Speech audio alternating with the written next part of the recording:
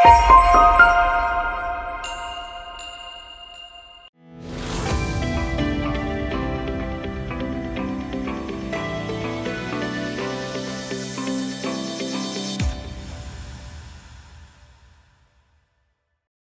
Leanne, I'll start. I'll just be my introductions. I know you have a lot of information to get through in an hour.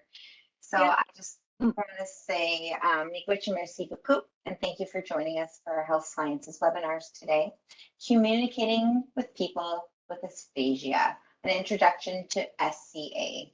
It's delivered by Leanne Kent, and I'm Jennifer DeBaker, the Health Sciences Programs and Partnership Coordinator.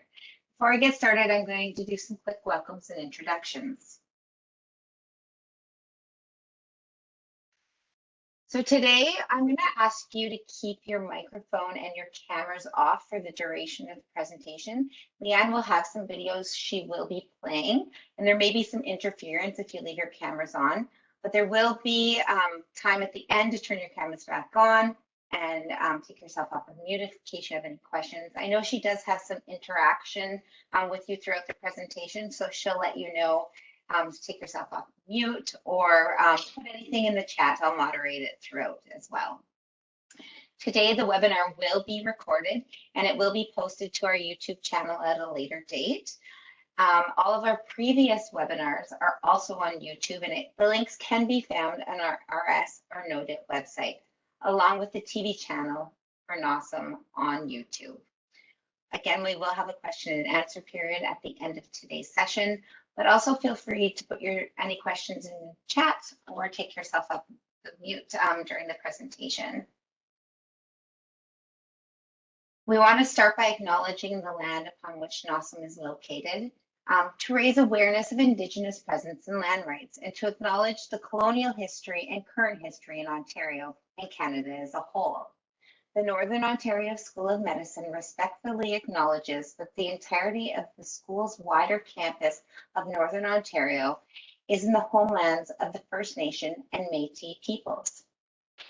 The medical school building at Laurentian University and Lakehead University are located on the territory of the Anishinaabe Nation, specifically the Tikamashin and Wanapatea First Nation and Fort William First Nations. We humbly ask, wherever you're calling in from today, that you think about the land and the area in which you reside. Our speaker today is Leanne Kent. Leanne is a speech language pathologist and training lead at the Aphasia Institute. She also works as part of the clinical SLP team, conducting assessments and providing programming according to the life participation approach to aphasia model. Leanne has worked in a variety of hospital settings, including adult, inpatient, and outpatient rehabilitation, continuing care, and private practice. She provides on and off-site training and is a strong supporter of communicative access to healthcare. Merci beaucoup, miigwech, and thank you. Leanne, thank you for your time today. We truly appreciate you sharing your knowledge with us, and we very much look forward to the talk. I'll turn things over to you. Thank you. Great, thank you.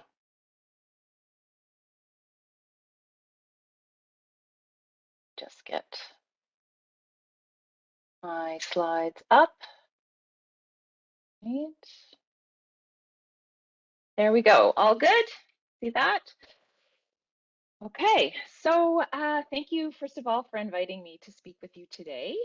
We are going to be looking at communicating with people with aphasia, sort of a brief introduction to this big approach that we call supported conversation for adults with aphasia. And my first slide is just starting us off right off the bat, looking at something that might be considered aphasia friendly, or images that we use to help people with aphasia understand better. And so I work for the Aphasia Institute, and the Aphasia Institute is in Toronto. And we serve a community of people living with aphasia. Our mission is to give hope by developing and sharing innovative solutions and reducing language barriers. And our vision is that there are no barriers to living successfully with aphasia, which really includes addressing the sort of systemic barriers in healthcare and promoting equitable healthcare for all people, including people with aphasia. So today we're going to take a look at three things. And the first one is what I call the problem. So we're going to talk about clients, whether you use the word patients or clients, where the communication needs seem more than you can address or feel equipped to support, or you might feel not that confident to engage with these patients. And I came up with this because of so many healthcare professionals that just say, well, often we still see in the chart patient mute or person is aphasic, so unable to complete, whether it's the assessment, whether it's the intervention, just not the same equitable healthcare when the person can't communicate as easily with you. So we're going to talk about, why this matters and what we can do. But I know that you're interested and you care because you've come today. So we're going to take a look at a solution to that, which is conversation partner training, and in our case, supported conversation for aphasia. And then at the end, I want to leave you with some ideas around further training if this sparks an interest with you, what resources we have that you can use to have better conversations, and what support we could provide you from the Aphasia Institute if you want to reach out to us. So these learning objectives were shared with you. Today, I want to explain the importance of conversation in healthcare and what the rationale is behind SCA. I want to describe the basic framework of SCA for you so that you can take that into further learning, hopefully with us, and also to identify at least three of the supported conversation tools, we call them, including the use of visual resources that would help to decrease language barriers for people with aphasia and improve their access to your service, to healthcare service. I like to start with just a brief, peek at our Canadian best practice recommendations for stroke, because these recommendations relate to people with aphasia across the continuum of care. That means, acute all the way out to when they get home. And the idea that we want to align ourselves always with high quality stroke care, with patient-centered care. And we see this reflected in these tenets for people with aphasia. First one being that all healthcare providers should be trained in some method of supported communication. And in our best practice, SCA is actually named in those recommendations. That all the information that we give patients that have aphasia or any other communication problem should be friendly to them. They should be able to understand that information. That families and communication partners should also be trained. So, why do we send people home when they can't speak with their loved ones easily? And what is the impact of the aphasia on functional activities, on participation, and a big piece for us is quality of life. So how do we change our work in healthcare so that people with aphasia come out better equipped to re-engage in their life? So I'll leave you to think about these as we go through the talk today. This opening video is from our free e-learning, and I just like the way it sets up how we engage in conversation. So let's give this a listen. Just make sure that you can hear the sound. Somebody tell me if you can't. Conversation. On the one hand, the simplest of things, something we all do without thinking, and at the same time, the most profound of human activities, something that none of us should take for granted. Our ability to connect and have conversations with each other is at the heart of all that it means to be human. Conversations are a part of the day-to-day for all of us, within our families and our communities. But when it's about our health, the key elements of conversation matter even more. When health and life itself are at stake, for example after a stroke, the ability to have conversation and make human connection can make all the difference. If your patient has a communication barrier like aphasia, you are the key to making healthcare conversation possible. Life's a conversation, and healthcare is a big part of it. Let's get started. Okay, so just a nice introduction to that idea that yes, conversation we do all the time. It's a simple act that we don't think about very much, but in fact quite profound. And that it is about connecting with people. Conversation matters in healthcare, connection in healthcare matters, and we need to look at the role of conversation in healthcare. So with that note, just having a look at this slide, what parts of your job require talking? And so if we take a look at the gamut of no talking at all, patient is in surgery or not awake. Some talk, maybe you're doing some sort of medical intervention, but the patient is following directions, they're going through a procedure with you, they're doing exercises with you, there's some talk back and forth, all the way to all talk. So counseling, right? Educating a patient back and forth, taking a history, getting patient choices or having them set goals, and getting consent is a huge thing in healthcare. So how does somebody understand and give consent? And so I just wondered, just right off the bat, whether you're welcome to come off mute here. How do you think the ability to talk with the patient makes some of these things work more smoothly or better?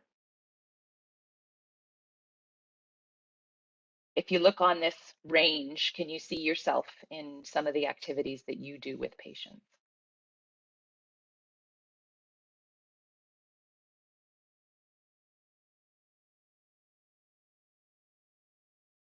Usually if I wait long enough, somebody cracks, but anybody? In terms of how does talking help some of this stuff? Talking better with the patient?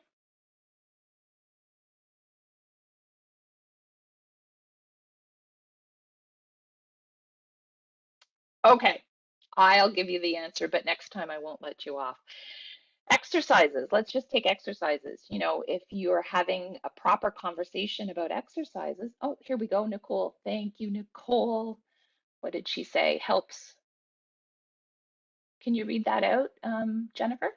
Yeah, it says helps convey information as part of an assessment, counseling, and education.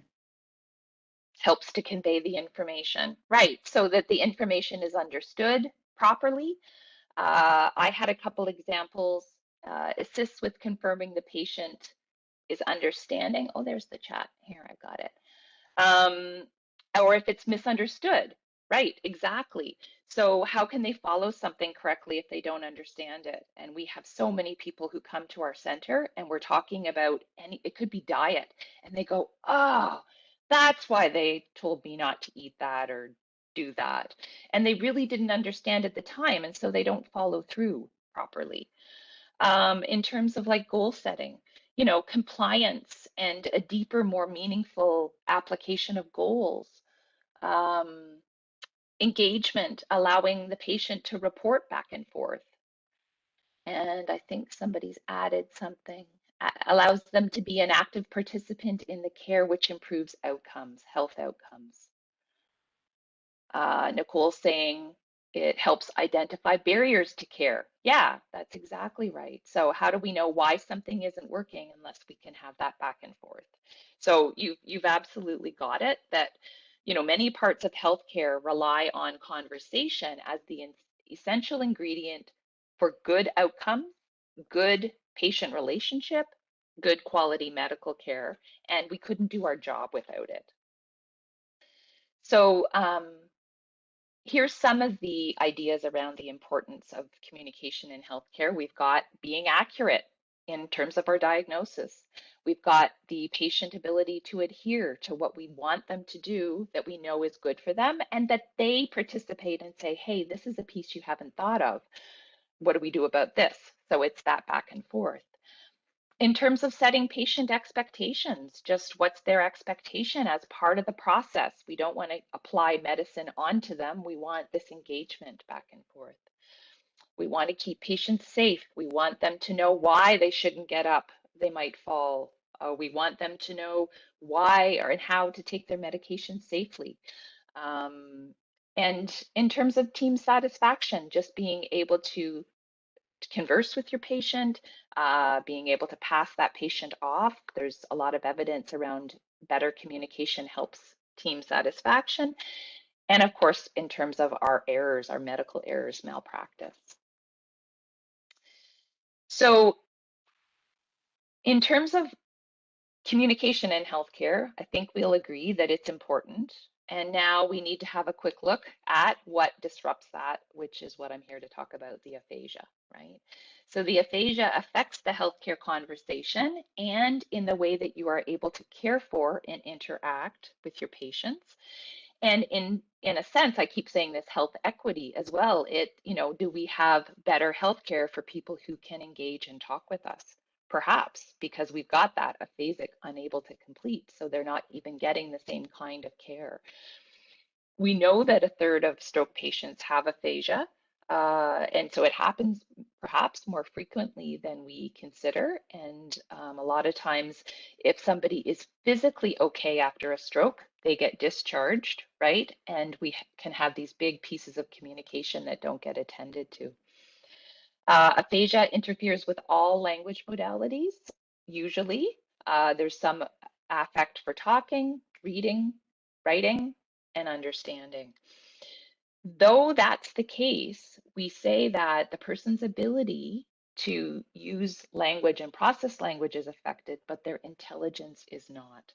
And so we're going to talk about that a bit further. We say that aphasia masks competence. And so these people know more than they can say. That's the way that we like to phrase it. That the aphasia masks the active mind and their thinking. And so, in a sense, aphasia becomes an invisible disability.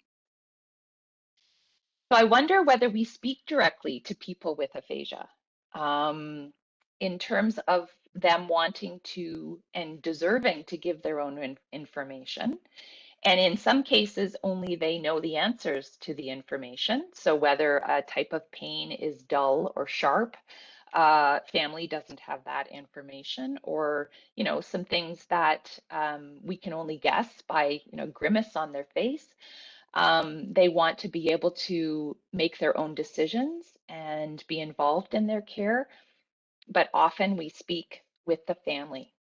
Why is that? Maybe put in the chat some ideas. Why do we sometimes turn to the family?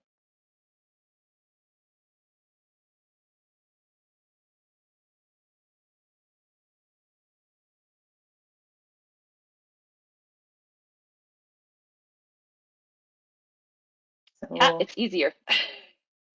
Absolutely. It's easier. We don't have too much time. We need something quick.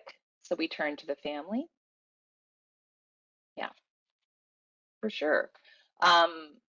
Sometimes we assume that we can serve them actually without their input. A medical procedure, maybe we don't need them to talk. I can insert the IV and I don't need them to answer me. We assume sometimes, I think, that they don't have the capacity to understand something complicated that we're going to tell them, or that we don't feel like we have the skills to engage in conversation with them. So imagine this for you in healthcare right now. You're intelligent, but you can't understand what people are saying anymore. And you know what you think, but you can't express yourself. You feel that everybody thinks you don't have the capacity to understand, and nobody discusses the complex issues about your health or even how you're feeling after such a huge event of a stroke in your life. And we're getting people with younger and younger stroke, right? Or younger and younger people with stroke. Healthcare professionals smile and nod, but then they leave so they don't have to talk to you. These are the reports that we get at the end of the line of people with aphasia feeling like people rushed out of their room. Yes, time is a factor, but so as to smile and nod and kind of like, oh, I'm not sure how to engage with that patient. So if we think about aphasia, it's like getting on a plane. You're smart, you're a healthcare professional. You get on and you go to a different place where you don't speak the language. All of a sudden, you can't engage in healthcare. You can't go to the bank. You can't order in a restaurant. You can't understand what people are saying to you, but you are you with all the adult intelligence that you've always had. And all of a sudden, that's thrown to the wind. So I don't know who's on the call in terms of your background, your health background. So I'm going to do a really high level aphasia lesson here. Aphasia is a disorder of the language system without necessarily affecting thinking. It is caused by injury to the language centers in the brain, most often after stroke, but it can be after surgery or illness. And it affects speaking, reading, writing, and understanding, and each of these to different degrees in different people.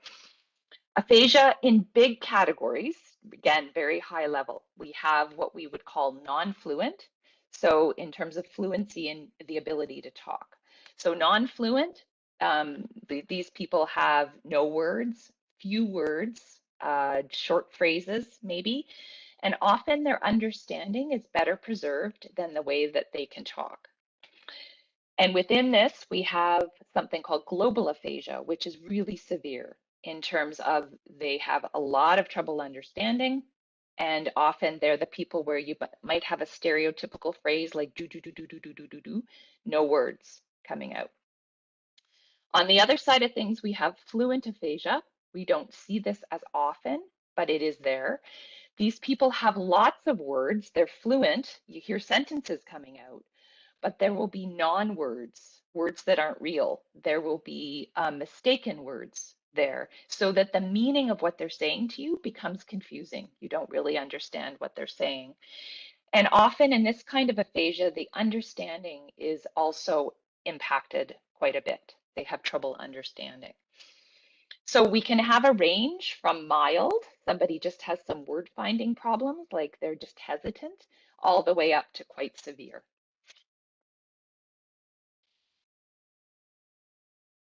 And so that's my quick background in terms of the importance of conversation in healthcare and what aphasia is. And now let's move on to that second part, that solution part. So we have a set of skills and tools that we're going to look at in a minute, and we put it into what we call our toolkit. And so this is kind of the idea where a doctor's bag used to have the doctor go and visit you at home, and he had his doctor's, he or she, oh my goodness, or they, had the doctor's bag and took care of you. And so the idea of coming in with a toolkit into a conversation is the way that we like to think about it. And we're going to talk about the handle of the toolkit, the way it's held together is the idea of acknowledging the competence of the adult in front of you, the adult with aphasia, and making the patient feel respected. That is one huge part of this. The second part is being able to get accurate information and give information to the patient. And we call that revealing competence. So helping the patient reveal what they're thinking, what they know, what they're feeling. And we have to do that by getting our message into them, being able to understand what they say to us, and being able to verify, because we've got this broken language channel now, that what we think we're hearing, what we think we're understanding is what they're meaning. And we're going to do that with a bunch of tools that are in the bottom of the bag. So I'm going to come back to this at the end, but we're going to fill up the bag with some of these tools today. Supported conversation works for aphasia, we know this, but it also works for other communication profiles that we see. So we see hearing loss, we see speech production problems, and we see people who aren't communicating in our language that we're providing care in. And so I'm not going to go through this chart too quickly, or too much, but you can have a look and see that in some of these cases, helping somebody understand, so hearing loss, we can use these techniques with people with hearing loss as well. Now, they don't need any help expressing themselves, which is why there's an X there, but they need some of the other tools. So you can, when you think about these tools, you can think about the other people that you come across where communication is a challenge and also use these tools with them. Some barriers to using SCA, there are, I like to say this because there's some limiting conditions that SCA is not going to break through everything. Reduced arousal, consciousness, delirium, it doesn't matter whether we're using SCA tools. And I don't want you to think, well, I tried it and it didn't work, when the patient is actually delirious. So in terms of, just sort of that difference between, is this delirium, is this aphasia? Because it can sometimes look similar because the language is confused, right? But in terms of people with aphasia, we've got that engagement, we've got that purposeful attempt to communicate, and perhaps they're making eye contact with you. You know that they're in there. They're tracking your attempts to communicate. In these patients, we've just got to try the SCA and see what works. And if, people with aphasia can have delirium as well. So we need to continue to monitor for improvement and be able to continue to apply the SCA and not feel like, well, that didn't work, so I'm just going to give it up. So I just have this in here quickly because sometimes people go, well, it didn't work, but actually the patient was, just not in a state to take in these kind of tools. The benefits of using SCA for you, some that we've come up with, are reducing those responsive behaviors in your patients, being able to be more confident, as we've talked about, and being able to create those kind of working relationships where the patients trust you, that have that kind of therapeutic alliance with you. We like to say that we build communication accessibility. And so using SCA in terms of helping people access what you want to do with them, your health service, unlike physical access, where we can build ramps, we can install an elevator in the hospital. With communication, it's a two-person game, right? And so in terms of you learning to use a new set of skills, we say you actually become the ramp. You become the communicative access to help that patient be able to participate better in their healthcare.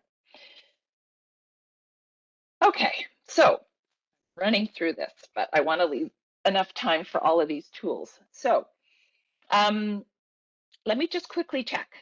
Are there any questions right now before I move into the tools?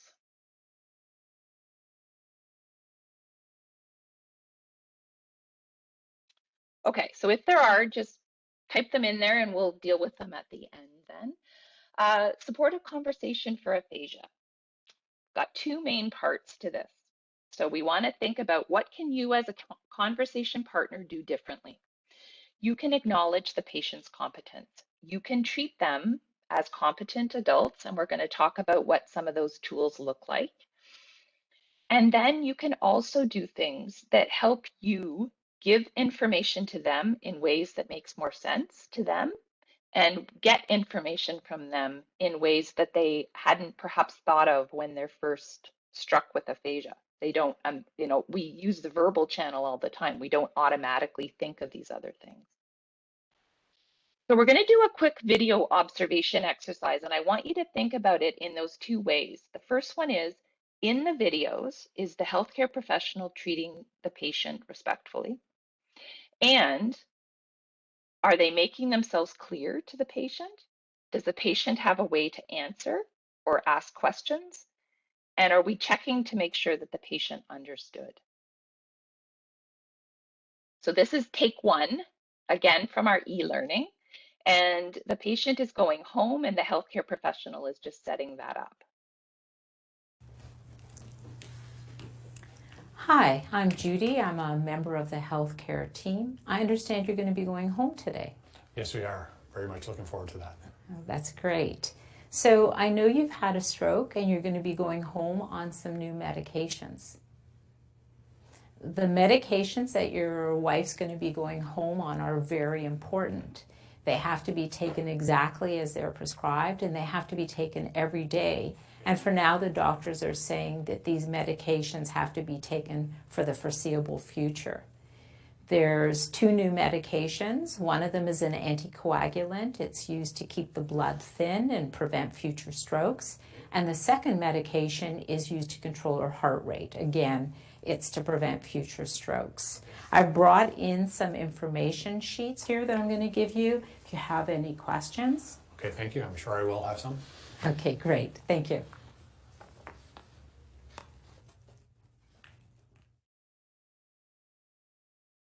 Okay, so maybe common, maybe you see your colleagues in there, maybe you see yourself in there. I've seen myself do that before in certain instances. And, what did you think out of that? Was that a respectful exchange? Was the person acknowledged? What are you thinking for that one?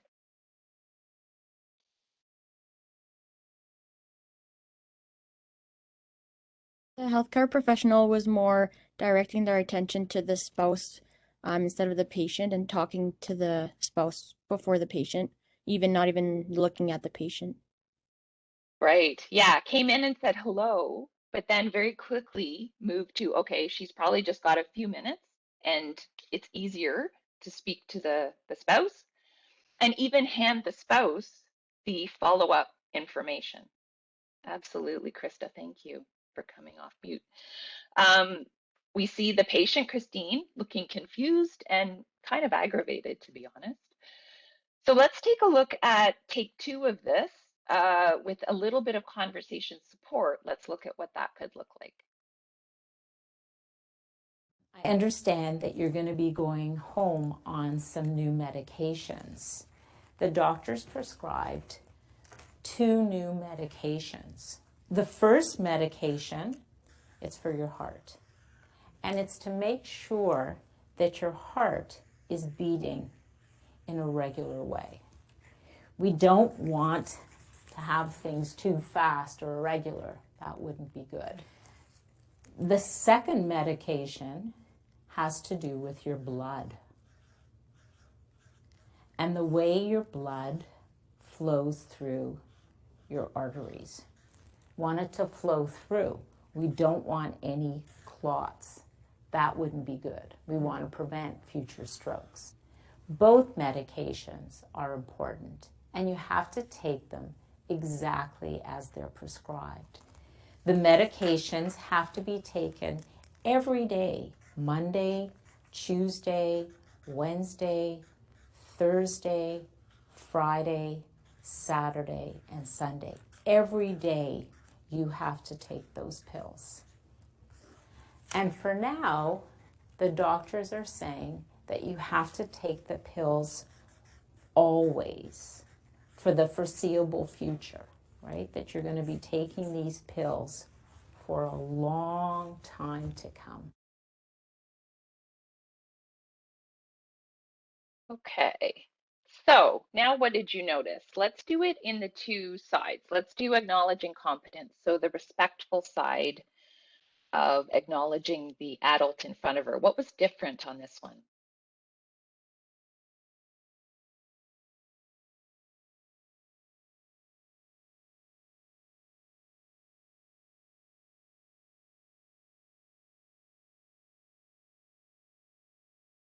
Speaking to the client, making eye contact. Yep. She was drawing, so that makes the patient understand it. Absolutely. Adding some support tools in there. Yeah, yeah. So on the acknowledging competence side of things, we've got some slower speech directed to the patient, you know, with both people in the frame, the husband and the patient. Patient feeling seen because they're being educated directly. Face-to-face, eye contact was mentioned. And on the whole, I kind of feel like it's more engaged. There's a partnership there and an understanding of what the patient needs to do upon leaving.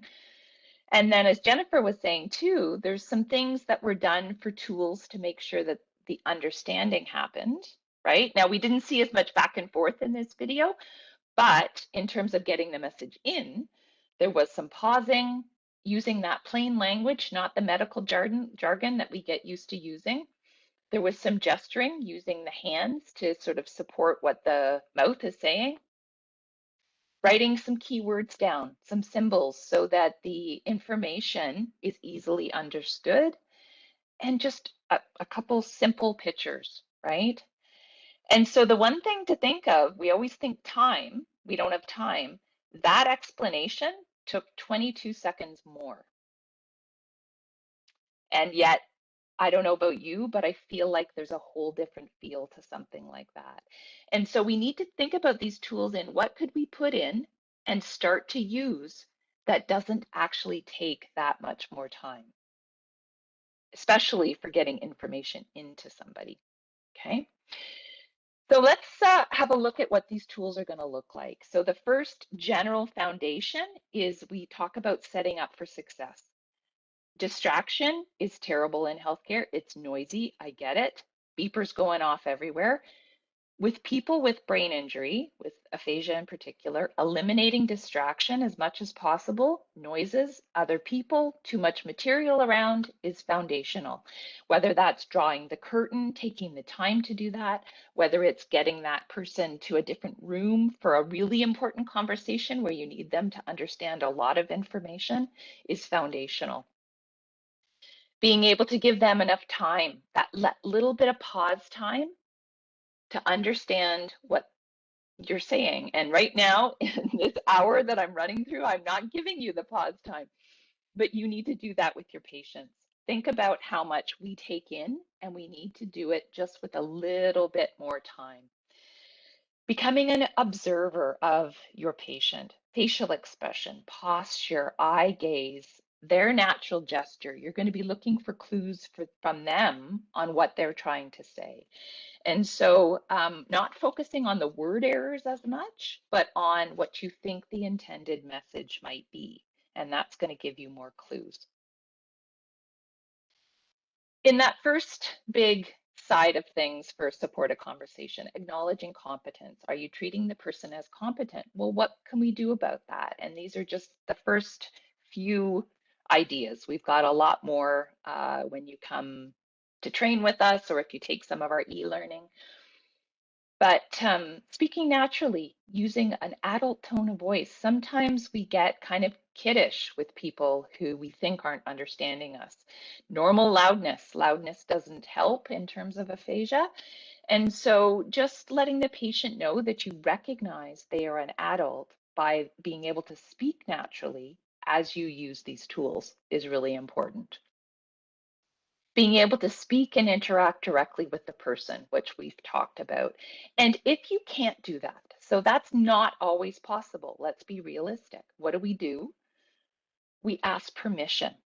So this takes 2 seconds. So if you do nothing else in terms of being able to put some tools in there, walking into a patient's room and saying, I'm sorry, George, I don't have a lot of time right now. I have something big to talk to you about, but is it okay if I speak with your wife? Most often people will say yes, and you have given them, retained their competence in that. I know that it's hard for you to speak, so I'm going to ask to speak to the family. And then lastly, acknowledging the frustrations and fears of not being thought of as capable. And we do that by a phrase we have called, I know you know.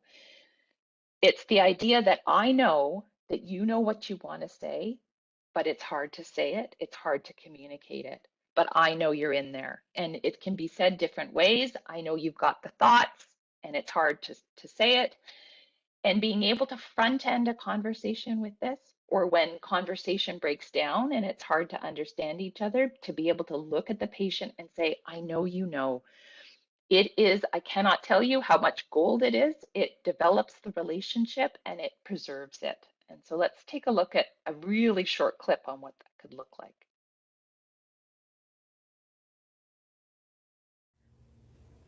Hi, Christine. I'm Elise. I'm a member of the healthcare team here. I'm surprised to see you back here so soon. How are you feeling? What's the problem? Something's wrong with your chest. Okay, let me sit down and see if I can help find out what's going on. I know you know a lot, and the aphasia makes it hard for you to tell me, so I'm going to try to do my best to find out what's going on. So I know you know, I'm here to partner with you. I've got some things here. Let's try to see if we can have that conversation. In terms of speaking and interacting directly with your patient, there are, looking directly at them, greeting them. Make sure they know who you are. Make sure they know what role you have as you're coming to do something to them or with them. Do your best to make sure that they understand what you're saying if your information is really, really important.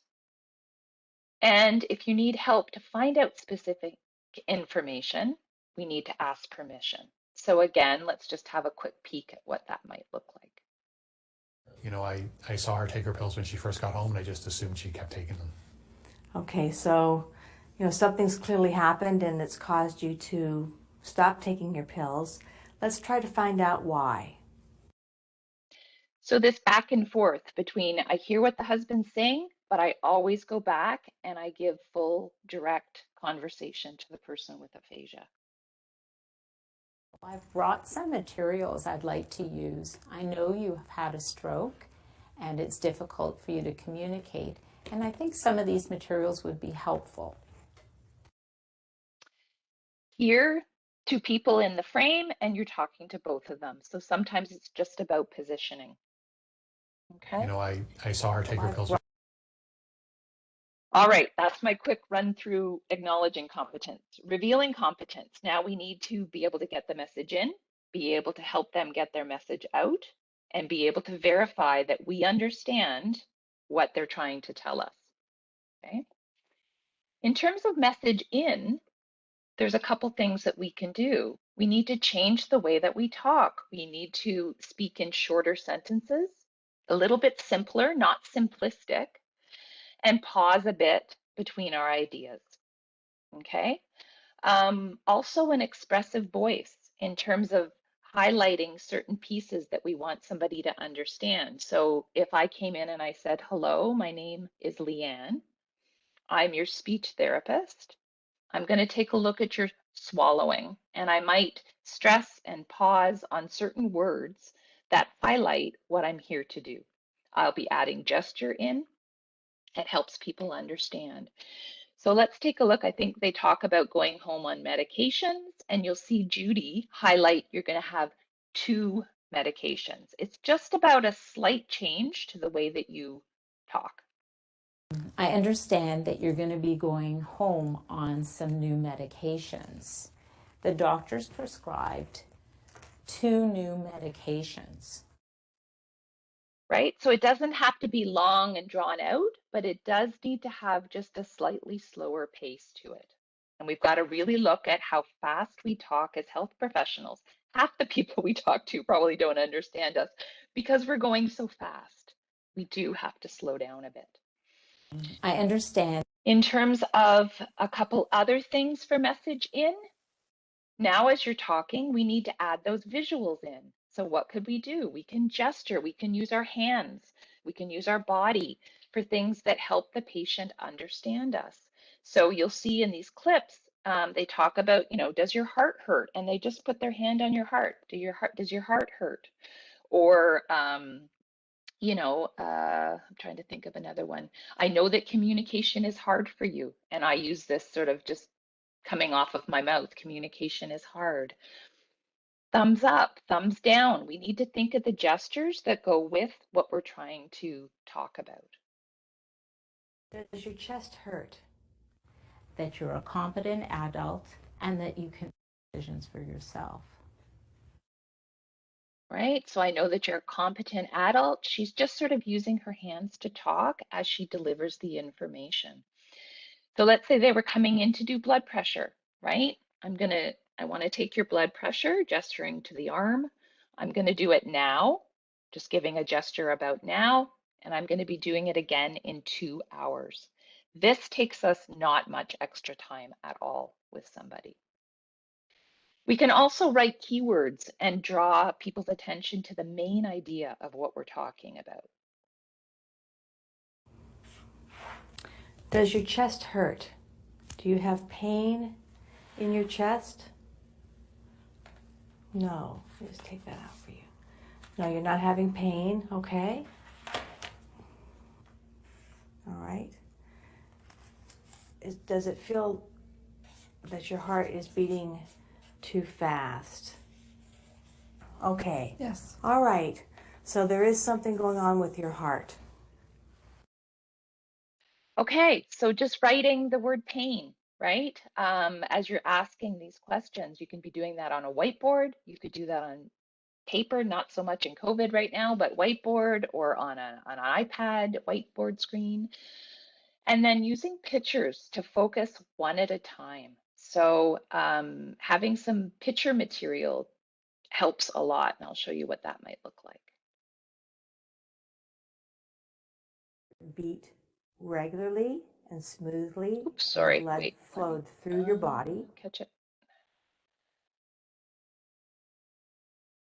You had 2 medications. One was for your heart to make sure it beat regularly and smoothly, and the blood flowed through your body. And the second was for the blood itself, to make sure it flowed to the brain and that there were no clots. We don't want any more strokes. Okay. Yeah, so that's what I'm going to talk to you about in terms of our resources to help you out. The first thing, though, I'm going to take a quick look at that keywording idea. So keywording is basically your main idea, just one word or a symbol to represent what you're talking about. And so we've got good keywording on the right side, talking about the pills, swallowing, you don't like taking your pills, or maybe it's about money, the reason you're not taking your pills, and then maybe something else on the page. We don't need to be writing in full sentences, which is what is on the left side. I don't expect you to be writing everything you say down on the piece of paper. Okay, it's short. The main key idea of what you're talking about supports the conversation. Likewise, this idea of pictures. I'm not going to spend too much time here. I've fallen a bit behind. I want to get to be able to give you a bit of time for questions, but just the idea that there are so many resources out there that might, for example, on the left-hand side, problems with daily activities after stroke. If you have the pictures in front of you, the person with aphasia can use them to understand and also to point to. And you get that added benefit of being able to have that supportive material in the conversation. We have so many different resources. Some of them cost, a lot of them are free. So I'm going to talk about where you can go to have a look at what we've got for you. We've got full series of different healthcare professionals and their pictures to support the conversation you might have as that health professional. So now that we've got the message in, we need to have a way for the person to get their message back out to us, right? And so we need to let them start. We need to let them try and tell us in the way that they can. And the more that we do this, actually, people with aphasia won't come out of hospital, feeling like they can't say anything because they've actually been asked to engage with us. So can they point? Can they show us? Can they give a part word? And encourage them. We say, actually, use the person in front of you. Can you show me? Write what you can. Can you give me a clue? And have that expectation that they will try with you to give you some idea on what they might be talking about. And then being able to focus on what you think they're trying to say versus the word errors. So let's say they say sister instead of mother, right? And that's not fitting with what you've been talking about. You write the word sister down, question mark, and they look and go, oh, no, no, no, no, no. And you go, oh, you might mean your mother, and you put that word down. So instead of focusing on their error, you're trying to focus on what you think they're saying. We also have, if you can't understand the message, then you have to add in the support. And that's where you're starting to ask them questions one at a time. And that would be a yes/no question, right? We're going to have to try to go piece by piece to help them to understand what they want to tell us. And I've got a couple videos at the bottom that are going to showcase this, whereby they ask the question and ask the person to point to yes or no, because it's hard to say. We also have videos on being able to offer some choices. So I know something's bothering you and you put some ideas down. Could it be the pain? Could it be the noise on the unit? Could it be something bothering you about the stroke? And you put some choices down and let the person point. Let's make sure that we understand each other. Will you be taking your pills every day? Every day, okay. Give you another idea. Let's make sure that we understand each other. Will you be taking your pills every day? Does your chest hurt? Every day. Okay. Do you have pain in your chest? No. I'll just take that out for you. No, you're not having pain, okay? What is it because of money? Maybe you didn't buy the pills. Was it because of swallowing? Maybe you didn't want to swallow the pills. Was it because you just didn't like taking pills? Or maybe something else? What do you think? Okay, some pills, you just don't like them. So that one, you can see a good example of being able to put a couple ideas.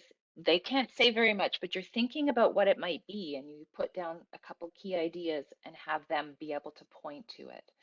So all of these things, in terms of when you do longer training in this, you need to be able to think about it and be able to practice it. This is a real quick run through of some of the techniques that we'd love to be able to talk more with you about.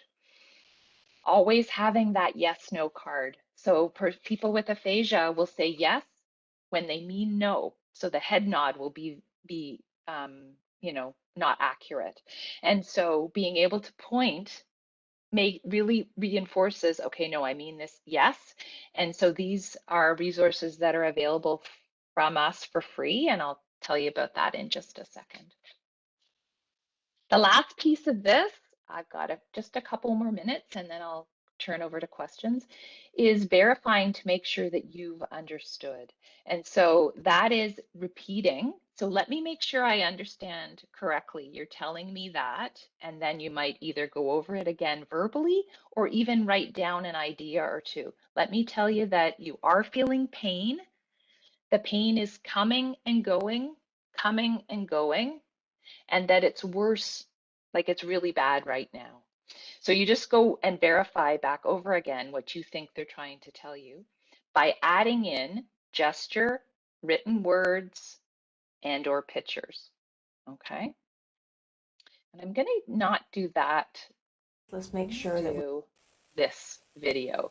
This is actually just a social video that they're talking about hockey, I think. But just see how she verifies with him about what he's trying to tell her. Where did you watch the game? Where were you?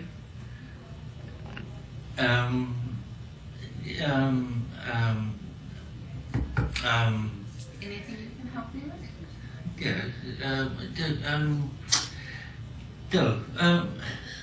You're indicating with your hand. Yes. Yeah.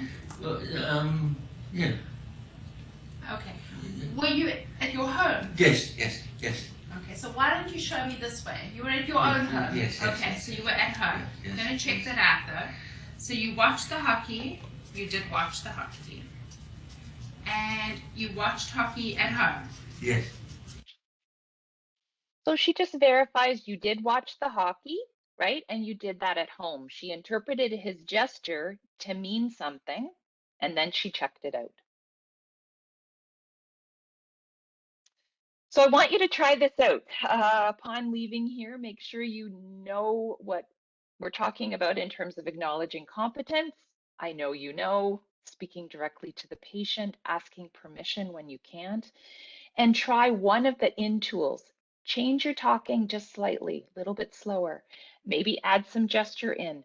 Write a keyword down on a whiteboard when you're talking with somebody with aphasia, or have a picture resource ready for the conversation you want to have with them. This is all in the toolkit. It's in your handouts. You can have a closer look, and this is also on our website. And this is also a handout you have in terms of the free resources that we have for you until the end of March. So there's pictographic booklets about what is aphasia and a lot of pictures that support the kind of conversations you need to have in healthcare. We have that in English and French, in at least the What is Aphasia booklets are, and there's digital and there's print. And so at that www.aphasia.ca free resources, you can have a look at the stuff that we have for you. And also have a look at, so if this has interested you, our free e-learning will let you have a look at the videos that I showed you and think through how you might change your behavior and put an action plan together. If this has really got you interested, come see us for training. knowing something and being able to do something are two different things. And so being able to practice these techniques until they're easy as, part of breathing, you're used to doing it, that's what really makes this come together. This is our website. It's aphasia friendly. There's a section for people with aphasia. There's a section for healthcare providers and family and friends. And so I encourage you to have a look. And that's it. Questions?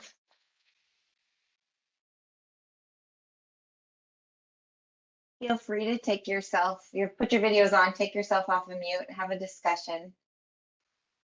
Thank you so much, Leanne. That was a wonderful I went too far. I presentation. went 5 minutes over. Sorry about that. No problem at all.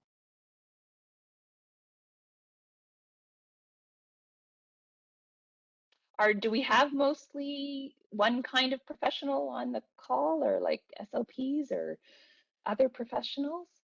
Well, I see a few SLPs and a few OTs. And anybody else Just want your to share? dietitian? You have a lot of information to give our people with aphasia? Absolutely. And just so everyone knows, I will add the resources to our website. Well, Dana will add the resources to our website so that you can find them a little easier. And I'd like to thank you all for coming today. And Yeah, thank you so much for your interest. If this did tweak something for you, please come see us. Please check us out. We'd be happy to take your questions. You're welcome, Nicole. Thank you for participating. It's not so, it's awkward on screen, but it was good.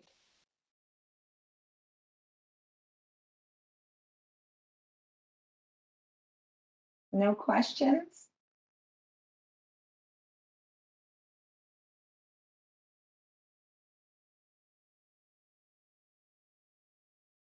Everyone's quiet too. I have a quick question. So I'm a speech and language assistant, and so we deal often with post-stroke aphasia. And at some points, I've had some patients where they try to get their message out and they get so frustrated that they just kind of say like, "Oh, never mind."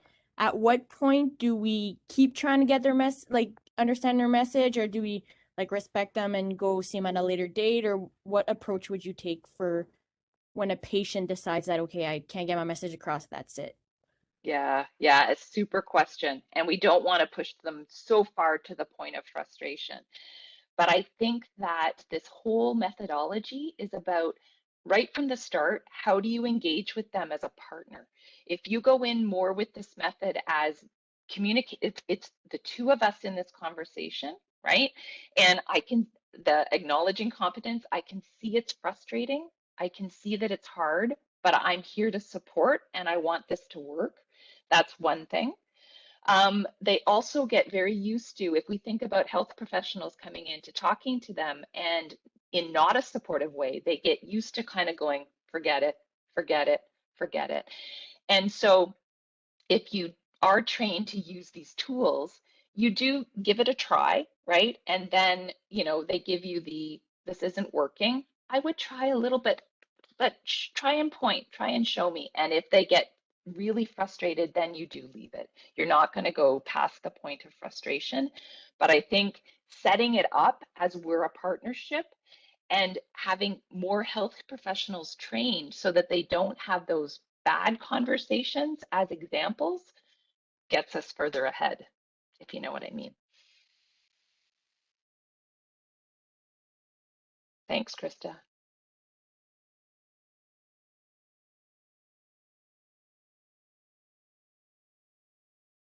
Hi, Leanne. It's Cindy Davis Maley. I took the training with you guys. I don't know if you remember, and I just wanted. Totally remember you. So I'm on my phone today. I apologize. I don't know. I've never connected this way before, but I just wanted to give a big plug to the training that you guys do offer, because I did all the modules. I did the training, and I've been working with a client with aphasia, and it's just totally been a game changer. And it's so nice to like have that toolbox as you describe it, and it just allows you to create those better connections with your client to help them keep going and help them keep trying, kind of like Krista just alluded to, the frustration that they experience, and giving them and the family some techniques to help them to get their messages across and to continue the conversation. So yeah, I just wanted to encourage everyone to check it out if they can. It's well worth it. Thank you. Thank you. And we hope to have more spots. So we've had these Ministry of Health grant where we've been funded to take healthcare professionals and train them. And we're hoping to get more funding. We haven't heard yet, but stay tuned with us because we'd love to also train you for free so it doesn't cost you anything. But thanks, Cindy. That's really nice. And hopefully your practice is going well, and with each conversation you feel more confident. So thank you so much.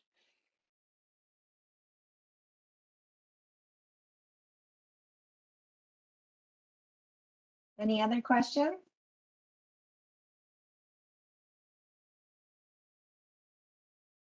Well, again, thank you, Leanne. It was a wonderful discussion today. And I know some of us forget about these things. So I just want to say thank you on behalf of NAWSM, and we'll be in touch soon. Yeah, you're very welcome. Thanks for having me. All right. Have a wonderful afternoon, everyone. Okay. Bye-bye.